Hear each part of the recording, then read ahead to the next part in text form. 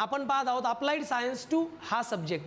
तर बाळांनो, या सब्जेक्टमध्ये आता सध्याची 70 मार्कची फायनल एक्झामिनेशन चालू आहे. त्याकरता या सब्जेक्टसाठी MCQ बेसिसवर म्हणजे मल्टिपल चॉईस क्वेश्चनच्या बेसिसवर याची एक्झामिनेशन होणार आहे 70 मार्कांची. त्यापैकी अप्लाइड सायन्स 2 मध्ये पहिले जे 35 मार्क्स आहेत तो पार्ट 1 आहे आणि नंतरचे जे 35 MCQ आहेत तो पार्ट 2 आहे. पार्ट 1 मध्ये तुम्हाला सगळे 35 क्वेश्चन येणार, MCQ येणार सगळेचे सगळे फिजिक्सवर, आणि पुढचे जे 35 क्वेश्चन येणार आहेत ते केमिस्ट्रीवर. ठीक आहे. आता केमिस्ट्रीचाच आपण एक युनिट पाहणार आहोत.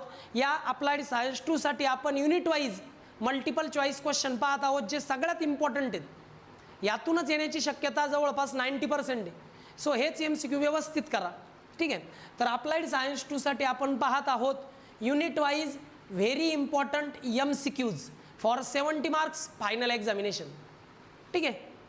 आता आपण आजच्या लेक्चरला पाहतोय युनिट नंबर 4. युनिट नंबर 4 मध्ये चॅप्टर नंबर 4 आहे, बाय मिस्टेक 6 आहे. तर युनिट नंबर 4 मध्ये chapter number 4 metals and alloys. तर या युनिट नंबर 4 मध्ये आपल्याला 2 पार्ट पाहायला भेटतात. पहिल्या पार्टमध्ये मेटलची इन्फॉर्मेशन, दुसऱ्या पार्टमध्ये ॲलॉईज म्हणजे मिश्र धातूंची इन्फॉर्मेशन. टोटल या युनिटचं वेटेज आहे 10 मार्कांचं, 10 मार्कांचं वेटेज आहे. म्हणजे या युनिटवर तुम्हाला 10 MCQ येणार म्हणजे येणार, 10 MCQ फिक्स धरून चला. ओके. आता यामध्ये जर तुम्ही पाहिलं या युनिटचा सिलेबस, तर यामध्ये ना आपल्याला इंडियन मेटलर्जीची हिस्ट्री, इंडियन मेटलर्जीची हिस्ट्री, त्यानंतर मेटलची बेसिक थेरी आहे की मेटलचं ऑकरन्स कसं असतं, मेटल फ्री सापडतं की कंबाइंड स्टेटमध्ये सापडतं वगैरे वगैरे. त्यानंतर मेटलर्जी म्हणजे मेटल एक्स्ट्रॅक्शनच्या प्रोसेस, प्युअर मेटल एक्स्ट्रॅक्ट करण्याच्या वेगवेगळ्या मेथड्स आपल्याला पाहायला मिळणार आहे. त्यानंतर मेटलच्या मेकॅनिकल प्रॉपर्टीज पाहायला मिळणार आहे. हा राहील बाळांनो तुमचा पार्ट नंबर 1 या युनिटचा, ज्यामध्ये सगळी इन्फॉर्मेशन मेटलच्या रिलेटेड आहे. या युनिटमध्ये तुम्हाला सेकंड पार्ट येणार आहे ॲलॉईजचा. ॲलॉय म्हणजे मिश्र धातू.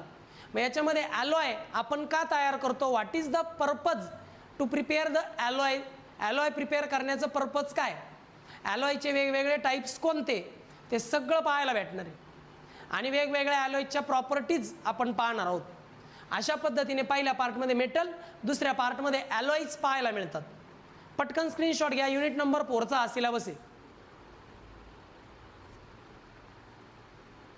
ठीक आहे.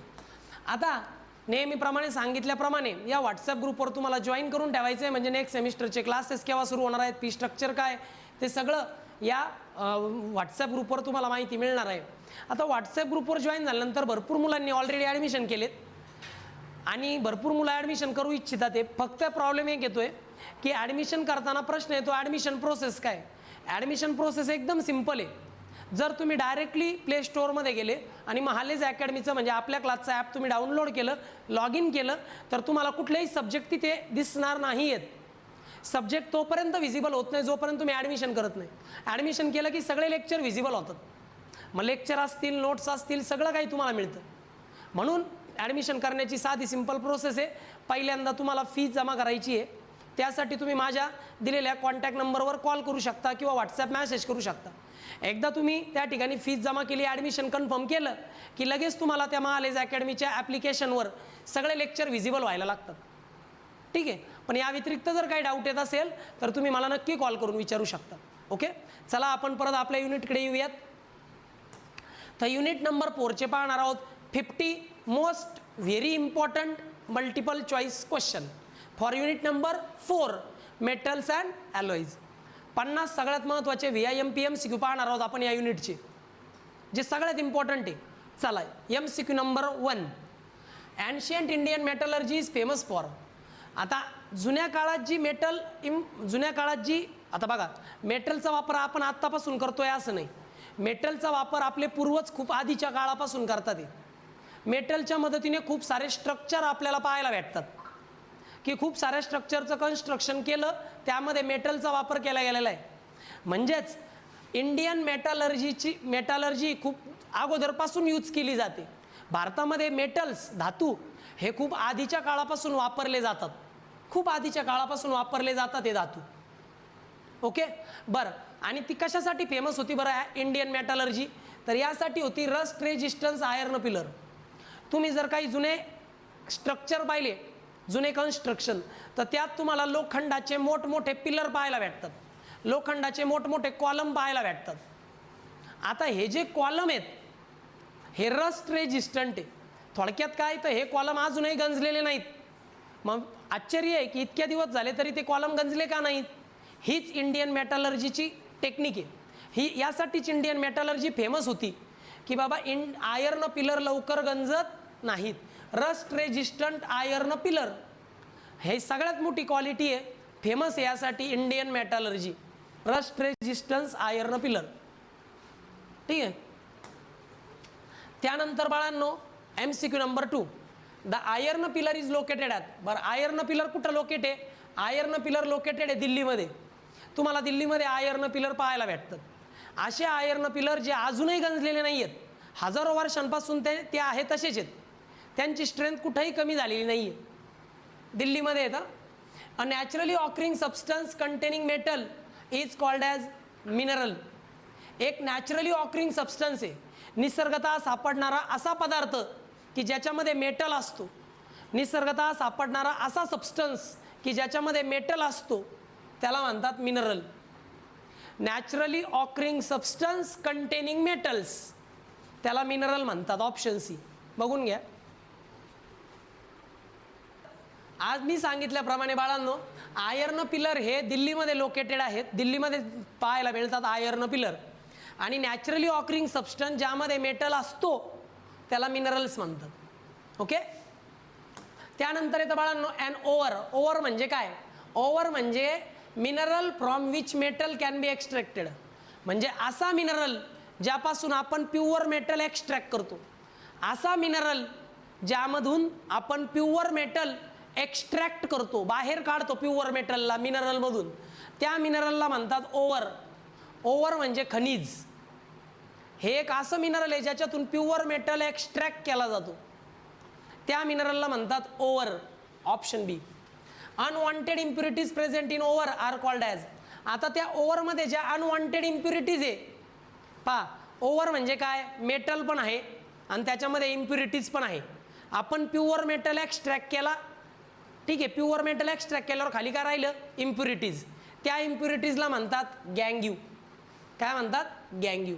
म्हणजे प्युअर मेटल एक्स्ट्रॅक्ट केल्यानंतर ज्या इम्प्युरिटीज आपण खाली शिल्लक राहतात त्या इम्प्युरिटीजला आपण गँग्यू म्हणतो. ओव्हरमध्ये ज्या इम्प्युरिटीज आहेत त्या इम्प्युरिटीज आपण सेपरेट करतो आणि प्युअर मेटल एक्स्ट्रॅक्ट करतो, मग त्या इम्प्युरिटीजला गँग्यू म्हणतात. आणि ओव्हरला, ओव्हर म्हणजे काय, असे मिनरल जिथून मेटल एक्स्ट्रॅक्ट केले जातात.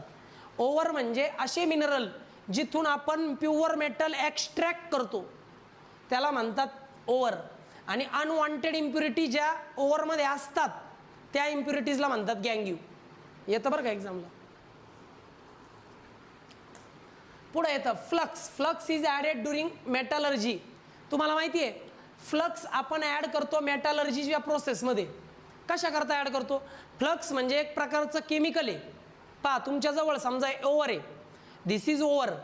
या ओव्हरमध्ये मेटल पण आहे आणि इम्प्युरिटीज पण आहे. इम्प्युरिटीजला म्हणतात गँग्यू. आता ह्या इम्प्युरिटी त्या मेटलपासून आपल्याला बाजूला करायच्यात, मग त्या इम्प्युरिटी इझिली बाजूला व्हाव्यात म्हणून आपण त्या ओव्हरमध्ये टाकतो फ्लक्स म्हणजे एक केमिकल. ते केमिकल काय करतं, गँग्यूला सेपरेट करतं आणि मेटल ॲटोमॅटिक बाजूला होतं. मग फ्लक्स हे एक केमिकल आहे जे आपण मेटल एक्स्ट्रॅक्ट करण्याच्या टायमाला टाकतो, त्यामुळं काय होतं, गँग्यू रिमूव्ह करता येतो.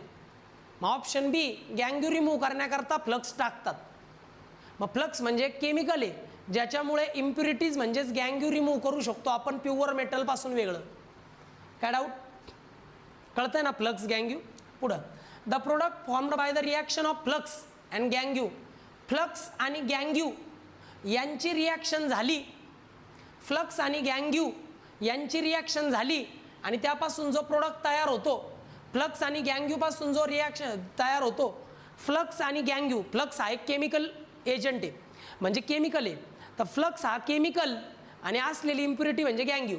मग गँग्यू आणि फ्लक्स यांच्यात केमिकल रिॲक्शन होते आणि त्या केमिकल रिॲक्शनपासून जे तयार होतं त्याला म्हणतात slag.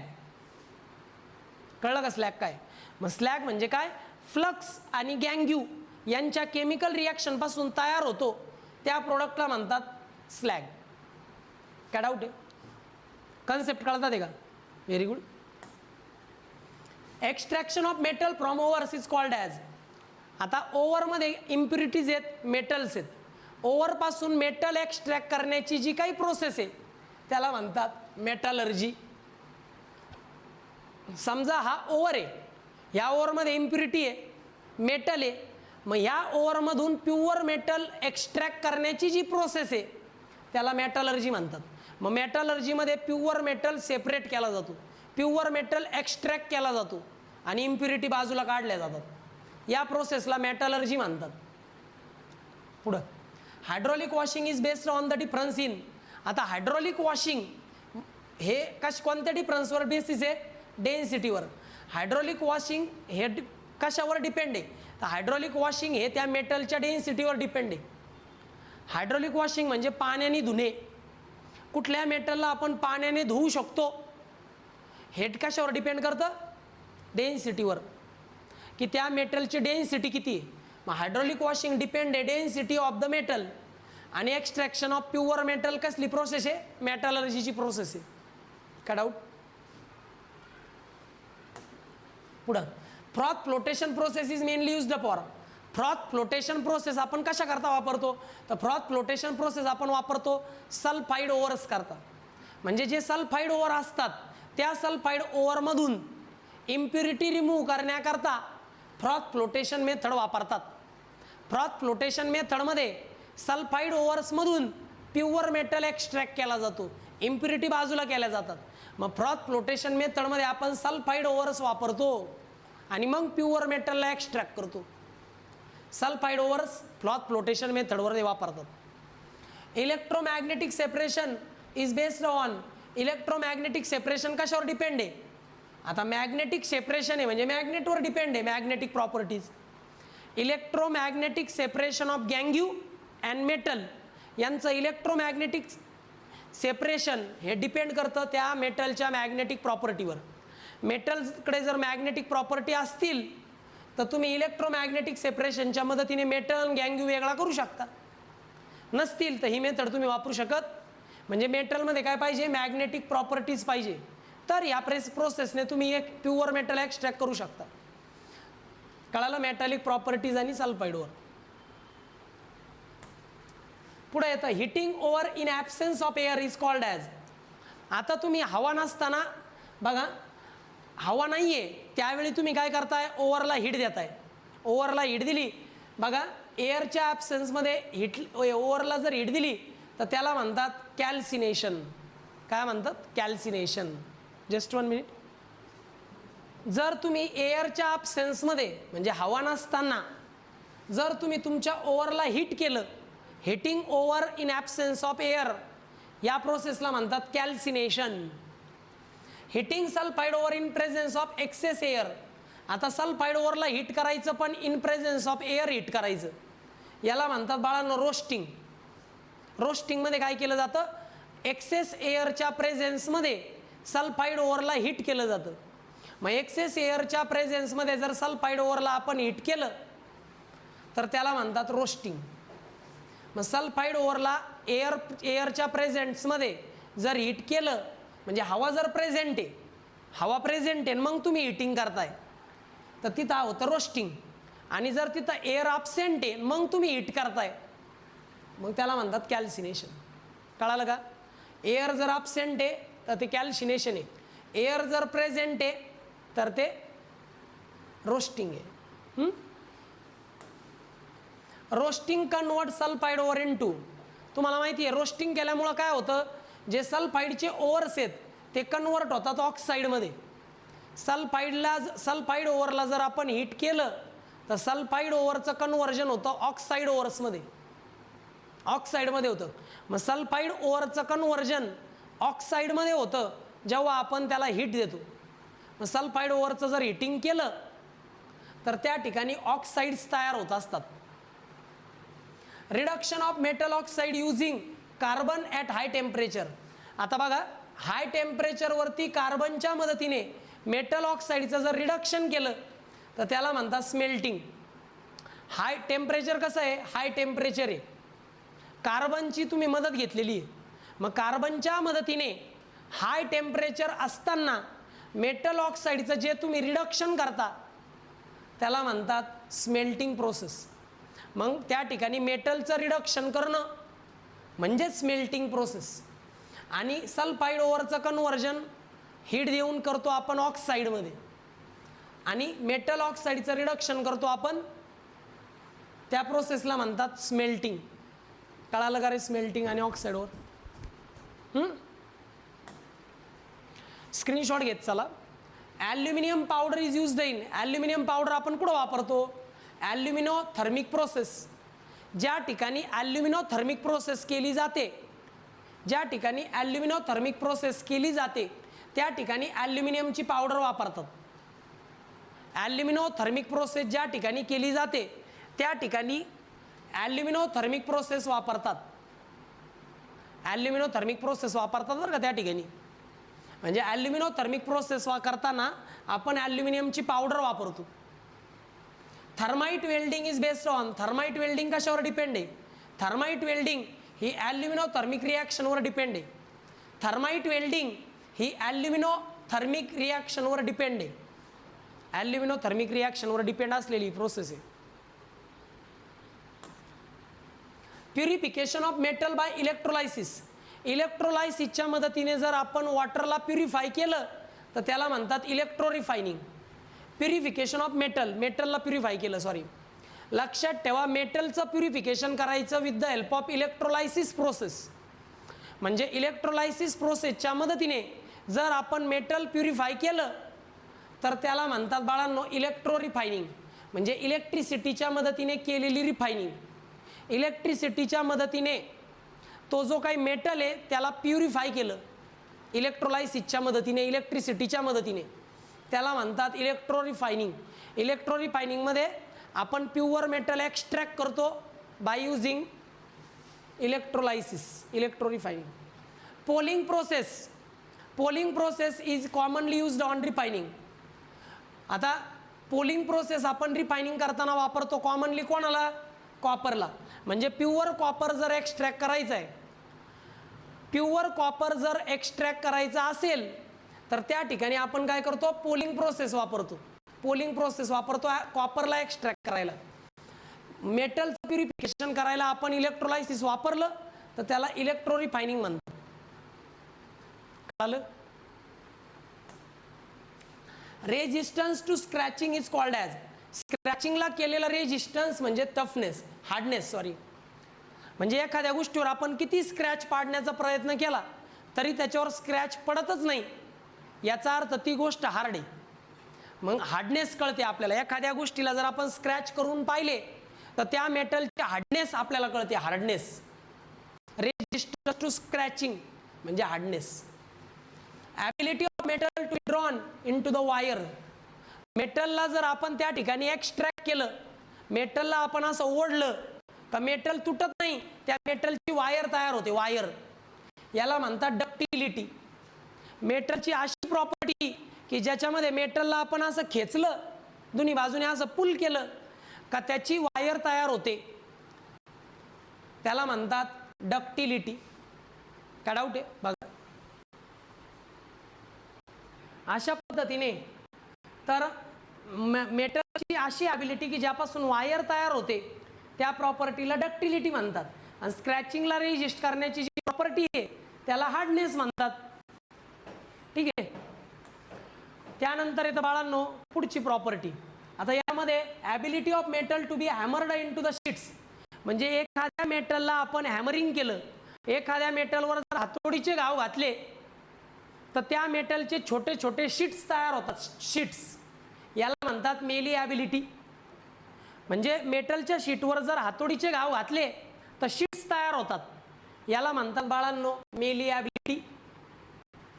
Ability to withstand shock load, जर एखाद्या मेटलवर आपण शॉक लोड अप्लाय केले, एखाद्या मेटलवर जर शॉक लोड आपण अप्लाय केले तर त्याला म्हणतात, आणि त्या शॉक लोडला त्यांनी बिअर केलं, त्याला म्हणतात टफनेस ऑफ द मेटल. मग मेटलची टफनेस म्हणजे मेटलची अशी प्रॉपर्टी की ज्यामध्ये मेटल त्या शॉक लोडला ॲब्सॉर्ब करतो, त्या ॲबिलिटीला म्हणतात टफनेस. आणि मेटलला हॅमरिंग केलं का त्याचे शीट्स तयार होतात, त्याला म्हणतात मेलिएबिलिटी. ओके, पुढं tensile strength is the ability to resist. Tensile strength म्हणजे एक ॲबिलिटी आहे मेटलची, म्हणजे ही टेन्साईल स्ट्रेंथ म्हणजे ability to resist the tension. म्हणजे मेटलमध्ये टेन्शन डेव्हलप होऊ नये, मेटलमध्ये टेन्शन डेव्हलप होऊ नये म्हणून मेटलमध्ये एक स्ट्रेंथ आहे, त्याला म्हणतात टेन्साईल स्ट्रेंथ. मग मेटलमध्ये टेन्साईल स्ट्रेंथ आहे म्हणून मेटल काय करतं, टेन्शनला रेजिस्ट करतं. Easy with which metal can be machined. मशीनला जर म्हणजे कुठल्याही मेटलला इझिली आपण पाहिजे तो आकार देऊ शकतो, कुठल्याही मेटलला आपण पाहिजे तो शेप देऊ शकतो. या प्रॉपर्टीला म्हणतात मशीनॅबिलिटी. म्हणजे तुम्ही तुमच्या मेटलला हवा तो आकार देऊ शकता, तुम्ही तुमच्या मेटलला हवा तो शेप प्रोव्हाइड करू शकता, कारण तुमच्या मेटलची स्ट्रेंथही चांगली आहे, प्रॉपर्टीज पण चांगले आहे. याला म्हणतात मशीनॅबिलिटी. म्हणजे त्या मेटलला आपण पाहिजे तसा आकार देऊ शकतो, पाहिजे तसं काम करून घेऊ शकतो मेटलकडून. याला म्हणतात बाळांनो machinability. Property of joining metals by heating and hammering is.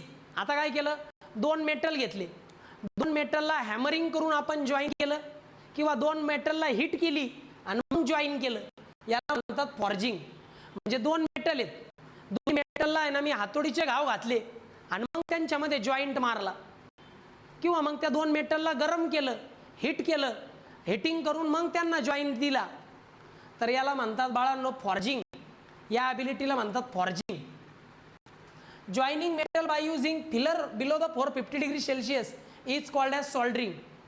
जर समजा तुम्ही दोन मेटलला जॉईन करण्याकरता, जर तुम्ही दोन मेटलला जॉईन करताय, दोन मेटलला जॉईन करता by using filler material, filler मटेरियलच्या मदतीने दोन मेटलला तुम्ही जॉईन करताय, पण टेम्परेचर आहे 450 डिग्री सेल्सिअसच्या खाली, त्याला सॉल्डरिंग म्हणतात.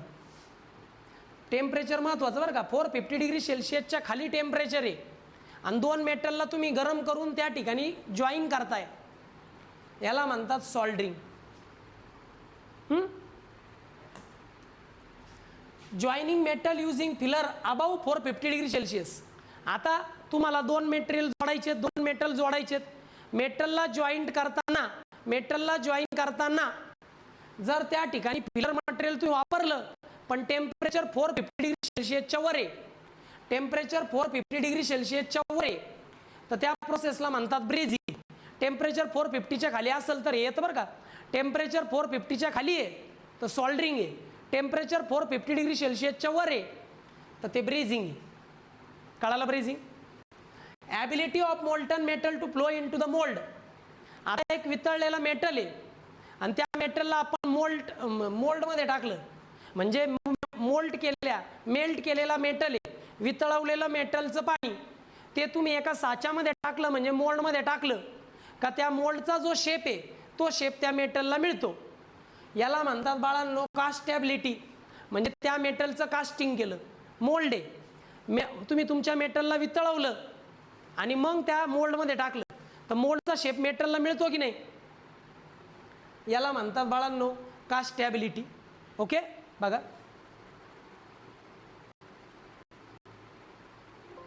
ओके. म्हणजे त्या ठिकाणी आपण काय केलं की मोल्डमध्ये मेटलला हवा तसा शेप दिला, त्याला म्हणतात कास्टॅबिलिटी. आणि मेटलला जॉईन करण्याकरता 450 डिग्रीच्या वर टेम्परेचर आहे ब्रेझिंग, 450 डिग्रीच्या खाली टेम्परेचर आहे सॉल्डरिंग. कळालं का रे. पुढे येतं ॲलॉय. ॲलॉय म्हणजे काय, and ॲलॉय is a mixture of metal or metal with non metal. दोन मेटलचं मिक्सचर किंवा मेटल नॉन मेटलचं मिक्सचर, दोन धातू एकत्र केले किंवा धातू आणि अधातू एकत्र केले का त्यापासून तयार होतो ॲलॉय. ॲलॉय म्हणजे मिश्र धातू. कळालं का. म्हणजे दोन मेटलचं मिक्सचर किंवा मेटल आणि नॉन मेटलचं मिक्सचर म्हणजे ॲलॉय. ॲलॉय म्हणजे mixture of metals, mixture of metal and non metal म्हणजेच alloy. Option B. Main purpose of making alloy is. Alloy तयार करण्याचं मेन पर्पज काय, to improve properties of metal. मेटलच्या property improve व्हाव्यात मेटलच्या प्रॉपर्टीमध्ये अजून सुधारणा व्हावी म्हणून आपण ॲलॉय तयार करत असतो. ॲलॉय तयार करण्याचं मेन पर्पज आहे की प्रॉपर्टी इम्प्रूव्ह व्हाव्यात, to improve properties of the metal. आणि दोन मेटल किंवा मेटल नॉन मेटलचं मिक्सचर म्हणजे ॲलॉय. कळतंय का? वरद पुढं stainless steel is an alloy of. आता स्टेनलेस स्टील सगळ्यांना माहिती आहे, स्टेनलेस स्टील हा सुद्धा एक मिश्र धातू आहे, एक ॲलॉय आहे. मग stainless steel is an alloy of. Stainless steel कशाचा ॲलॉय आहे? तर स्टेनलेस स्टील हा आयर्न, क्रोमियम आणि निकेलचा ॲलॉय. आयर्न, क्रोमियम आणि निकेल, आयर्न, क्रोमियम आणि निकेल या तिघांचं मिक्सचर म्हणजे स्टेनलेस स्टील. स्टेनलेस स्टील हे ॲलॉय आहे आणि हे तिघजण मेटल्स आहेत, आयर्न, क्रोमियम, निकेल. या मेटलला एकत्र केलं, स्टेनलेस स्टील तयार झालं. Fusion method of alloy preparation involves. जर आपण ॲलॉय प्रिपरेशन मेथडमध्ये फ्युजन मेथड वापरली तर याच्यामध्ये आपण काय करतो? Melting constituents together. म्हणजे आपल्याला ज्या दोन मेटलला एकत्र करायचं आहे त्या दोन्ही मेटलला एकत्र करायचं, त्याला हीट द्यायची, दोघांनाही मेल्ट होईपर्यंत हीट द्यायची. मग दोन मेटल पूर्ण मेल्ट झाले, वितळले का मग त्या दोघांचं जे काही मेल्ट झालेलं लिक्विड आहे ते मिक्स करायचं.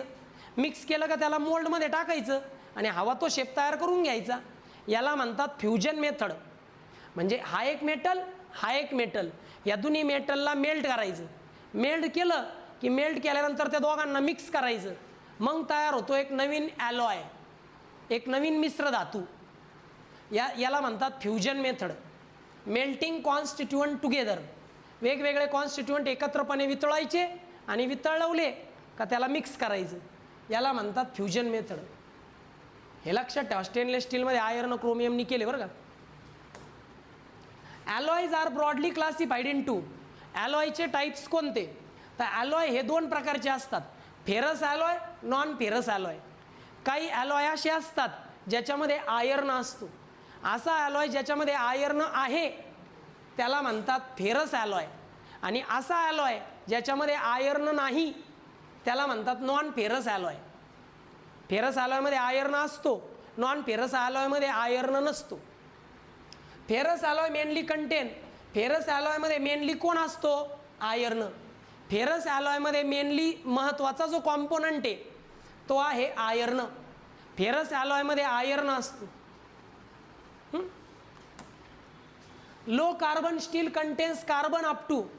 जो लो कार्बन स्टील आहे, स्टीलमध्ये ना स्टीलची प्रॉपर्टी इम्प्रूव्ह व्हावी म्हणून स्टीलमध्ये थोडंसं कार्बन ॲड करतात. मग जो लो कार्बन असलेला स्टील आहे, लो कार्बन स्टील, त्याच्यामध्ये कार्बनचं पर्सेंटेज असतं 0.25%. मग लो कार्बन स्टीलमध्ये कार्बनचं पर्सेंटेज 0.25% असतं. लो कार्बन स्टीलमध्ये कार्बनचं पर्सेंटेज 0.25% असतं. Low carbon steel is also called as. Low carbon स्टीलला आपण माइल्ड स्टील म्हणतो. लो कार्बन स्टीलला आपण माइल्ड स्टील असं देखील म्हणतो. Medium carbon steel is mainly used for. जे मीडियम कार्बन स्टील आहे त्यांचा वापर केला जातो स्प्रिंग तयार करायला, गिअर्स तयार करायला. जे मीडियम कार्बन स्टील आहे, जे मीडियम कार्बन स्टील आहे त्यांच्यापासून गिअर तयार केले जातात, स्प्रिंग तयार केली जाते मीडियम कार्बन स्टीलपासून, स्प्रिंग आणि gear. High carbon steel is used for. High carbon स्टीलच्या मदतीने कटिंग टूल तयार करतात, म्हणजे कटर वगैरे नाही का. मग हाय कार्बन स्टीलपासून कटिंग टूल्स तयार केले जातात. Cutting tools. मीडियम कार्बन स्टीलपासून स्प्रिंग आणि गिअर. आणि लो कार्बन स्टील त्याच्यामध्ये काय करतात तर माइल्ड स्टील त्याला म्हणतो आपण. Brass is an ॲलॉय. ब्रासमध्ये काय? कॉपर आणि झिंक या दोघांचं ॲलॉय आहे ब्रास. कॉपर आणि झिंक यांचं ॲलॉय म्हणजे ब्रास. कॉपर आणि झिंकचं ॲलॉय आहे brass. Bronze is an alloy. Bronze कशाचं ॲलॉय? कॉपर आणि टिन. ब्रॉन्झ हे कॉपर आणि टिन यांचं ॲलॉय. कॉपर आणि टिनचं ॲलॉय म्हणजे ब्रॉन्झ. हे महत्त्वाचं आहे बरं का. कॉपर आणि टिनचं ॲलॉय म्हणजे ब्रॉन्झ, कॉपर आणि झिंकचं ॲलॉय म्हणजे ब्रास. ब्रास म्हणजे पितळ आणि ब्रॉन्झ म्हणजे कांस्य. ड्युरॅल्युमिन मेनली कंटेन्स, ड्युरॅल्युमिन नावाचा एक ॲलॉय, त्याच्यामध्ये काय असतं तर ड्युरॅल्युमिनमध्ये असतं ॲल्युमिनियम, कॉपर, मॅग्नेशियम आणि मॅग्नीज. ॲल्युमिनियम, कॉपर, मॅग्नेशियम आणि मॅग्नीज या सगळ्यांचं मिक्सचर म्हणजेच ड्युरॅल्युमिन. ड्युरॅल्युमिनमध्ये सगळेजण असतात. शेवटी दिसतंय ना ॲल्युमिन, ॲल्युमिन म्हणजे ॲल्युमिनियम असतो, आहे की नाही. ड्युरॅल्युमिनमध्ये ॲल्युमिनियम असतो हे सगळेजण. ड्युरॅल्युमिन इज वाईडली युज्ड फॉर, ड्युरॅल्युमिनचा वापर कशासाठी करतात? ड्युरॅल्युमिनच्या मदतीने तुम्ही एअरक्राफ्ट इंडस्ट्री म्हणजे एअरक्राफ्टमध्ये वापर करतात. म्हणजे ड्युरॅल्युमिनपासून आहे ना तुम्ही ना विमानाचे पार्ट बनवू शकता. तुम्ही बघा विमान हवेत उडतं, मग आपल्याला असं मेटल पाहिजे ज्याला स्ट्रेंथ आहे पण ते हलक्या वजनाचं पण पाहिजे, मग ते ड्युरॅल्युमिन आहे. स्ट्रेंथ आहे पण ते हलक्या वजनाचं आहे, म्हणून एअरक्राफ्ट इंडस्ट्रीमध्ये ड्युरॅल्युमिनचा वापर केला जातो. एअरक्राफ्ट इंडस्ट्रीमध्ये ड्युरॅल्युमिनचा वापर केला जातो कारण ते लाईट वेट आहे. Tinman solder is an alloy of, tinman सोल्डरमध्ये असतो टिन आणि लीड, सोल्डरिंगसाठी वापरलं जातं. टिनमॅन सोल्डरमध्ये टिन असतं आणि लीड असतं. टिन आणि लीडचं मिक्सचर म्हणजे टिनमॅन सोल्डर. सोल्डरिंगसाठी वापरतात हे टिनमॅन सोल्डर. वुड्स मेटल हे येतं बरं का पेपरला. Wood's metal has low melting point. Wood's मेटलचा मेल्टिंग पॉईंट खूप कमी आहे. वुड्स मेटलचा मेल्टिंग पॉईंट खूप कमी असतो, लो मेल्टिंग पॉईंट असतो. Wood's metal is used in, Wood's metal कुठं वापरतात? वुड्स मेटल वापरतात safety devices and fusible plug. जे सेफ्टी डिव्हायसेस आहे किंवा जे प्लग्ज आहे त्या ठिकाणी आपण वुड्स मेटल वापरतो. सेफ्टी डिव्हायसेस आणि फ्युजिबल प्लग्स. सेफ्टी डिव्हाइस म्हणजे MCB, MCCB तयार करायला किंवा मग फ्युजिबल प्लग तयार करायला वुड्स मेटल वापरतात. यांचा मेल्टिंग पॉईंट फार कमी असतो. विच ॲलॉय इज नॉन फेरस, खालीलपैकी कुठला असा ॲलॉय ज्याच्यामध्ये आयर्न नाही? ब्रास. ब्रासमध्ये कॉपर आणि झिंक आहे ना, मग ब्रास हा नॉन फेरस ॲलॉय कारण त्याच्यात आयर्न नाही आहे. Brass. Which property is important for welding operation, welding करण्याकरता कुठली प्रॉपर्टी पाहिजे? तर वेल्डिंग जर करायची असेल तर वेल्डॅबिलिटी पाहिजे. म्हणजे जर त्या दोन मेटलमध्ये वेल्डिंग ॲबिलिटी असेल तर त्याला वेल्डॅबिलिटी म्हणतो आपण. म्हणजे त्यांच्यात वेल्डिंग बसली पाहिजे, त्याला म्हणतात weldability. Bronze is commonly used for, bronze कुठं वापरतात? ब्रॉन्झ वापरतात बिअरिंग आणि स्टॅच्यू तयार करायला, पुतळे तयार करायला, बिअरिंग तयार करायला ब्रॉन्झ वापरतात. ब्रॉन्झमध्ये असतं कॉपर आणि टिन यांचं मिक्सचर. बिअरिंग आणि स्टॅच्यू तयार करायला ब्रॉन्झ वापरतात. वेल्डिंग करायला वेल्डॅबिलिटी पाहिजे. शेवटचं, which metal occurs in a free state naturally, असं कुठलं मेटल आहे जे निसर्गतः फ्री स्टेटमध्ये सापडतं? तर ते आहे गोल्ड. गोल्डमध्ये कुठलंही मिक्सचर होत नाही कारण गोल्ड हे ऑलरेडी स्टेबल आहे, ते कोणावर रिॲक्शन करत नाही. म्हणून गोल्ड हे एक असं मेटल आहे जे आपल्याला फ्री स्टेटमध्ये सापडतं. गोल्ड कशामध्ये मिक्स नसतं, मग फ्री स्टेटमध्ये सापडणारं मेटल आहे गोल्ड. ठीक आहे.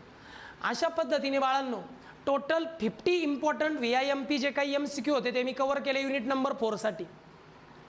हेच येतील असं नाही आहे बाळांनो, परंतु यातूनच जास्त करून येतील असं सांगू शकतो. परंतु MCQ एक्झामला हमखास बाहेरचे क्वेश्चन जास्त येतात. सो त्याचा व्यवस्थित स्टडी करा. मी दिलेले 50 तर खरंच, अजून प्रॅक्टिस करा. थेरी केली तर MCQ कुठलाही आला तरी नक्की जमतं, म्हणून प्रॉपर थेरी पण करा. ओके.